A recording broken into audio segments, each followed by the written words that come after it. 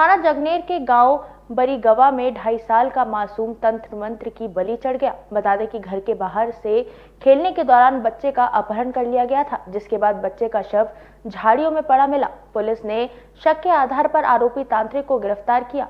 वहीं पुलिस पूछताछ में आरोपी ने अपने जुर्म स्वीकार करते हुए पूरी घटना बताई। पुलिस हिरासत में आए आरोपी ने अपना नाम हुकुम सिंह उर्फ भोला बताया। उसने बताया कि देवी माता का वह पुजारी है। देवी उससे प्रश्न रहती है और उस पर सवार हो जाती है। ऐसे में जो लोग उसके पास मदद के लिए आते हैं, देवी की कृपा से उनके पूरे काम हो जाते हैं। वह तंत्र मंत्र से लोगों की बीमारियां भी ठीक कर देता है। लेकिन कुछ समय से उसके तंत्र मंत्र का असर कम होने लगा था, क्योंकि देवी उससे रूठ गई थी, इसलिए उसे बच्चे की बलि देनी थी। हुकुम सिंह ने बताया कि वह गाँव के ही रहने वाले राम अवतार की 3 बीघा जमीन पर भी नजर गड़ाए हुए था। राम अवतार दूसरे गांव से आकर बरीगवा में बस गया था, इसलिए वह चाहता था कि किसी भी तरह राम अवतार गांव छोड़कर अपने गांव वापस चला जाए और वह उसकी जमीन पर कब्जा कर ले। कुछ समय पहले ही हुकुम सिंह ने राम अवतार की गोद में 2.5 साल के ऋतिक को ले जाते हुए देखा था, जिसके बाद उसके दिमाग में आया कि यदि राम अवतार की बेटी की बलि दे दी जाए तो उससे देवी भी प्रश्न हो जाएंगी और राम अवतार भी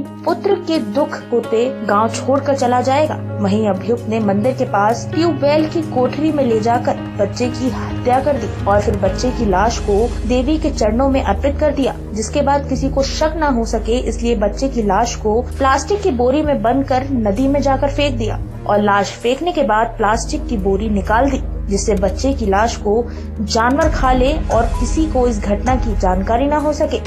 दिनांक 15 जून 2022 को थाना क्षेत्र जगनेर में एक बच्चा गुम हो गया था। बच्चे की गुम होने पे उसके पिता ने दिनांक 16 जून 2022 को तहरीर थाने पे दी, जिस पे मुकदमा पंजीकृत हुआ 363 का। उसके बाद से ही लगातार पुलिस उस बच्चे की तलाश में लग गई।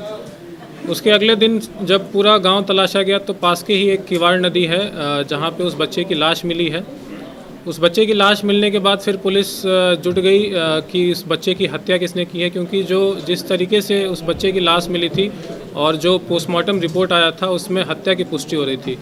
तो ये जब पूरी छानबीन की गई तो उसी गांव का ही एक व्यक्ति है जो कि तंत्र मंत्र और झाड़ फूक में विश्वास रखता है, जिसका नाम हुकुम सिंह उर्फ भोला पुत्र कैलाशी निवासी ग्राम बरीगवा बुजुर्ग थाना जगनेर का रहने वाला है। ये काफ़ी पहले से झाड़ फूक और तंत्र मंत्र की ये कार्रवाई करता था और इससे जब पूछताछ की गई तो इसने बताया कि अभी रिसेंट में जो इसकी झाड़ फूक है वो काम नहीं कर रही थी। तो इसको लगा कि अगर ये बलि देता है किसी बच्चे की, तो बलि देने से इसकी जो झाड़ फूक की जो विद्या है वो वापस आ जाएगी, वो शक्ति आ जाएंगी वापस। तो इसी के चलते इसने जो गांव में इसमें जो वादी का जो लड़का है, इसने उसको टारगेट बनाया। इसने उसको वहीं गांव से ही ये पास में एक कुएं के पास में ये खेल रहा था, वहाँ से इसने उठाया।